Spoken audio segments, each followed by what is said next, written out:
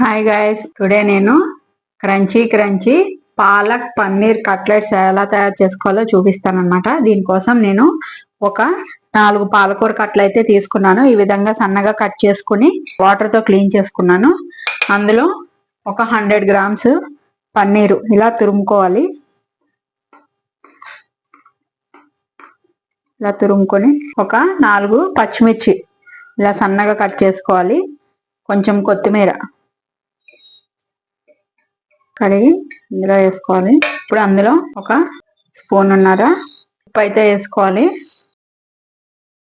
కారం, red chilli powder ఒక 2 spoons, masala పొడి ఒక స్పూను,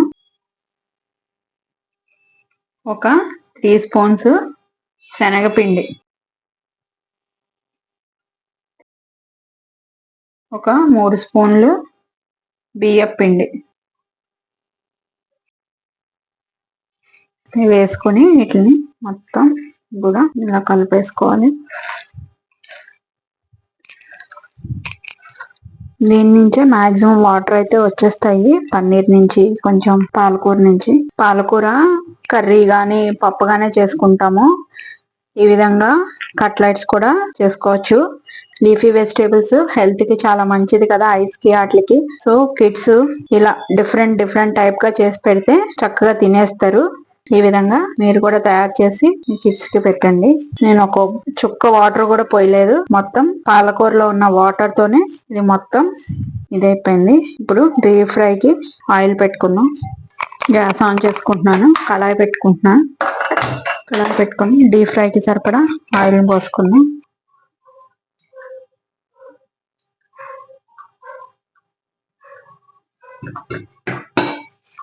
ఆయిల్ కాగే లోపల కట్లెట్స్ అయితే తయారు చేసి పెట్టుకుందాం పక్కన ప్లేట్ లో. ఈ విధంగా మనకి ఏ షేప్ కావాలంటే ఆ షేప్ చేసుకోవచ్చు. నేనైతే ఓవెల్ షేప్ లో చేస్తున్నాను.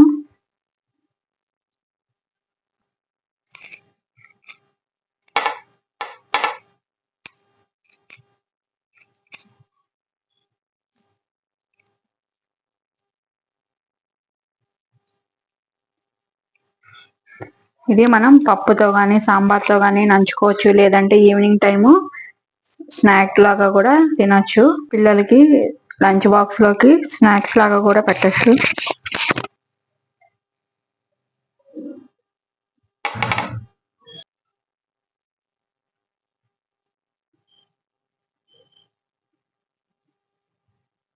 ఆయిల్ అయితే కాగిపోయింది. కాగిపోయిన తర్వాత ఒక్కొక్కటి ఇందులో వేసేసుకుందాం డీప్ ఫ్రైకి.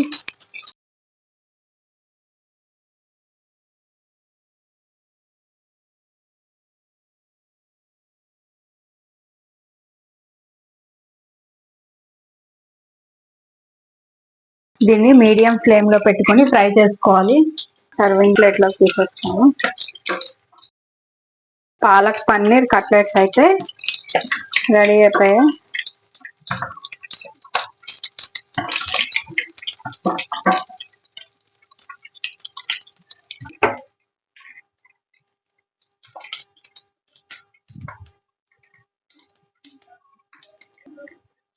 Crunchy palak paneer cutlets ready. మీరు కూడా నచ్చితే ఇది తయారు చేసి టేస్ట్ ఎలా ఉందో నాకు కామెంట్ రూపంలో చెప్పండి. Thank you guys.